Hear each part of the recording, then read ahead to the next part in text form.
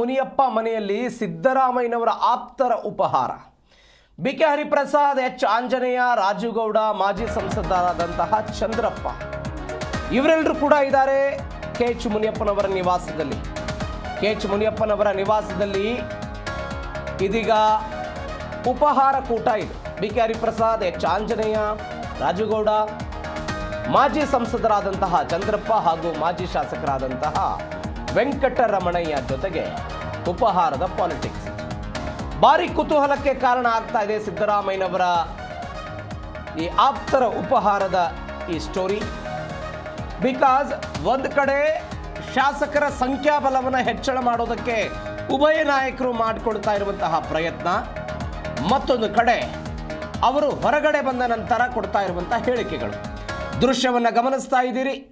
K H ಮುನಿಯಪ್ಪನವರ ನಿವಾಸದಲ್ಲಿ BK Hariprasad, H Anjaneya, ಬೇರೆ ಬೇರೆ ರಾಜುಗೌಡ ಎಲ್ಲ ನಾಯಕರು ಇರೋದನ್ನು ಕೂಡ ನೀವು ಗಮನಿಸ್ತಾ ಇದ್ದೀರಿ. ಯಾರಿಗೆ ಯಾವ ಮೆಸೇಜನ್ನು ಕೊಡೋ ಪ್ರಯತ್ನವನ್ನು ಇವರು ಮಾಡ್ತಿದ್ದಾರೆ ಅನ್ನೋದೇ ಸದ್ಯಕ್ಕಿರುವಂಥ ಕುತೂಹಲ.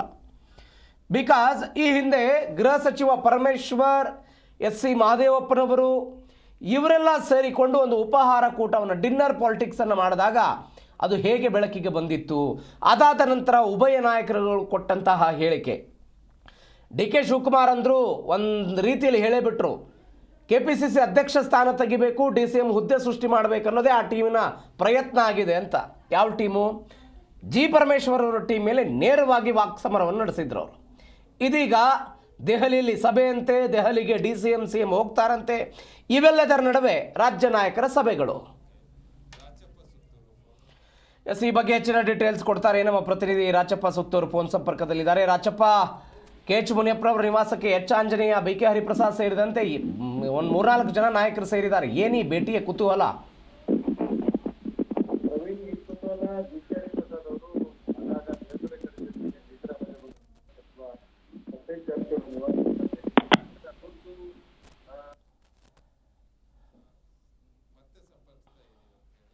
ಎಸ್, ನಿಮ್ಮನ್ನು ಮತ್ತೆ ಸಂಪರ್ಕ ಮಾಡ್ತೀವಿ. ರಾಜ್ಯ ರಾಜಕಾರಣದಲ್ಲಿ ಈ ಎಲ್ಲ ಬೆಳವಣಿಗೆಗಳಾಗುವ ಸಂದರ್ಭದಲ್ಲಿ ಯಾವುದೇ ನಾಯಕನನ್ನು ಯಾವುದೇ ನಾಯಕ ಭೇಟಿ ಮಾಡಿದರೂ ಕೂಡ ಅದು ಕುತೂಹಲಕ್ಕೆ ಕಾರಣ ಆಗುತ್ತೆ. ನೀವು ನೋಡಿ, ರಾಜ್ಯ ರಾಜಕಾರಣದಲ್ಲಿ ಹಾವು ಮುಂಗಸಿ ಅಂತಿದ್ದಂತಹ ಡಿ ಕೆ ಶಿವಕುಮಾರ್ ಮತ್ತು ಸತೀಶ್ ಜಾರಕಿಹೊಳಿ ಹೋಗಿ ಭೇಟಿ ಮಾಡಿದರು. ದೊಡ್ಡ ಚರ್ಚೆ ಆಗೋದಕ್ಕೆ ಶುರುವಾಯಿತು. ಎಸ್, ಮತ್ತೊಮ್ಮೆ ರಾಚಪ್ಪ ಸುತ್ತೂರು ಫೋನ್ ಸಂಪರ್ಕದಲ್ಲಿದ್ದಾರೆ. ರಾಚಪ್ಪ, ಮಾತನಾಡ್ತಾ ಇದ್ರಿ ಬಿಕೆ ಹರಿಪ್ರಸಾದ್ ಸೇರಿದಂತೆ ಕೆಲ ನಾಯಕರು ಕೆಎಚ್ ಮುನಿಯಪ್ಪನವರ ನಿವಾಸಕ್ಕೆ ಭೇಟಿ ಕೊಟ್ಟಿರೋ ಬಗ್ಗೆ. ಪ್ರವೀಣ್, ಇತ್ತೀಚಿನ ದಿನಗಳಲ್ಲಿ ಬಿಕೆ ಹರಿಪ್ರಸಾದ್ ಅವರು 2 ಬಣಗಳ ನಡುವೆ ಅವರು ವೈದಾಟ ಮಾಡ್ತಾ ಇದ್ದಾರೆ. ಅವರು ಇದಕ್ಕೂ ಮೊದಲು ಡಿ ಕೆ ಶಿವಕುಮಾರ್ ಬಣದಲ್ಲಿ ಇದ್ಕೊಂಡು ಸಿದ್ದರಾಮಯ್ಯನವರ ಸಂಪೂರ್ಣವಾಗಿ ವಿರೋಧವನ್ನು ವ್ಯಕ್ತಪಡಿಸಿ ಅವರ ನಾಯಕತ್ವ ಮತ್ತು ಅವರ ನಡೆಗಳ ಬಗ್ಗೆ ಅವರು ವಿರೋಧವನ್ನು ವ್ಯಕ್ತಪಡಿಸಿದ್ರು. ಅದು ಇತ್ತೀಚೆಗೆ ದಿಢೀರಂತ ಏಕಾಏಕಿ ಈ CM ಸಿದ್ದರಾಮಯ್ಯನವರು ಬಿಕೆ ಹರಿಪ್ರಸಾದ್ ನಿವಾಸಕ್ಕೆ ತೆರಳಿದ ನಂತರ ಮತ್ತು ಮಂಗಳೂರಲ್ಲಿ ಹಾಕಿರುವಂತ ಗಲಭೆ ಸಂಬಂಧಪಟ್ಟಂತೆ ಬಿಕೆ ಹರಿಪ್ರಸಾದ್ ಅವರಿಗೆ ಜವಾಬ್ದಾರಿ ನೀಡಿದ ನಂತರ ಬಿಕೆ ಹರಿಪ್ರಸಾದ್ ದಿಢೀರಂತ ಮುಖ್ಯಮಂತ್ರಿ ಪರವಾಗಿ ವಾಲಿದೆ.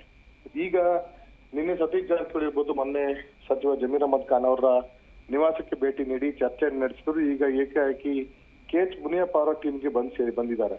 ಕೆಎಚ್ ಮುನಿಯಪ್ಪನವರು ಸಿದ್ದರಾಮಯ್ಯ ಬಣವನ್ನ ವಿರೋಧಿಸ್ತಾ ಇರುವಂತ ಬಣದಲ್ಲಿರುವಂತವ್ರು ಮುನಿಯಪ್ಪನವರು DCM DK ಶಿವಕುಮಾರ್ ಅವರನ್ನ ಪರೋಕ್ಷವಾಗಿ ಬೆಂಬಲಿಸ್ತಾ ಇದ್ದಾರೆ.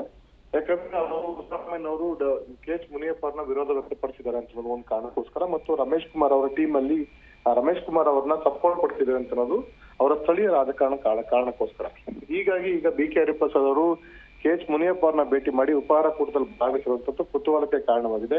ಬಿಕೆ ಹರಿಪ್ರಸಾದ್ ಅವರು ಈಗ ಸಿದ್ದರಾಮಯ್ಯನವ್ರನ್ನ ಬೆಂಬಲಿಸ್ತಾ ಇದ್ದಾರೆ ಮತ್ತು ಅವ್ರನ್ನೇ ಮುಂದುವರಿಸಬೇಕು. OBC ಸಮುದಾಯದ OBC ಸಮುದಾಯವನ್ನ ನೀವು ಬೆಂಬಲಿಸಬೇಕು.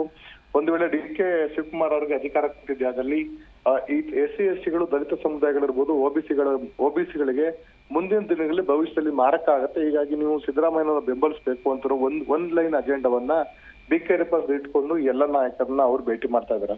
ಸಂಬಂಧಪಟ್ಟಂತೆ ಮೊದಲು ರಾಹುಲ್ ಗಾಂಧಿ ಅವ್ರನ್ನ ಭೇಟಿ ಮಾಡಿ ರಾಜ್ಯದ ಪರಿಸ್ಥಿತಿಯನ್ನು ವಿವರಣೆ ಕೊಟ್ಟಿದ್ದೆ ಬಿಕೆ ಹರಿಪ್ರಸಾದ್ ಅವರು. ಹೀಗಾಗಿ ಎಲ್ಲ ಒಂದ್ ಕಡೆ ಸಿದ್ದರಾಮಯ್ಯನ ಬಣಕ್ಕೆ ಇವರು ಜಂಪ್ ಆಗಿರುವಂತದ್ದು ಮತ್ತು ಮುಂದಿನ ದಿನಗಳಲ್ಲಿ ಸಚಿವರಾಗ್ತಾರೆ ಅಂತ ಅನ್ನೋ ಕಾರಣಕ್ಕೋಸ್ಕರ ಈ ರೀತಿ ಎಲ್ಲ ಏನು ಸಿದ್ದರಾಮಯ್ಯನವರ ಓಲೈಕೆ ಮಾಡ್ತಿದೆ ಅಂತ ಒಂದು ಆರೋಪ ಕೇಳಿ ಬಂದಿದೆ. ಒಟ್ಟಾರೆಯಾಗಿ ರಾಜ್ಯದಲ್ಲಿ ನಡೆಸಿರುವಂತ ಬೆಳವಣಿಗೆ ಹಿನ್ನೆಲೆ ಅಭಿಪ್ರಾಯ ಸಂಗ್ರಹ ಮಾಡುವಂತ ಕೆಲಸವನ್ನು ಸಹ ಬಿಕೆ ಹರಿಪ್ರಸಾದ್ ಮಾಡ್ತಿರುವಂತ ಸಾಧ್ಯತೆನೂ ಸಹ ತಳ್ಳಿ ಹಾಕುವಂತಿಲ್ಲ. ಯಾಕಂದ್ರೆ ರಾಹುಲ್ ಗಾಂಧಿ ಅವರನ್ನ ಮೊದಲು ಭೇಟಿ ಮಾಡಿ ರಾಜ್ಯದ ಪರಿಸ್ಥಿತಿಯನ್ನ ವಿವರಣೆ ಕೊಟ್ಟು ಆದಷ್ಟು ಬೇಗ ಸಮಸ್ಯೆ ಇತ್ಯರ್ಥಪಡಿಸಿ ಇಲ್ಲದಿದ್ದಲ್ಲಿ ಪಕ್ಷ ಮತ್ತು ಸರ್ಕಾರಕ್ಕೆ ಹಾನಿಯಾಗತ್ತೆ ಅಂತ ಅನ್ನೋ ಮಾಹಿತಿಯನ್ನು ನೀಡುತ್ತೆ ಬಿ ಕೆ ಹರಿಪ್ರಸಾದ್ ಅವರು.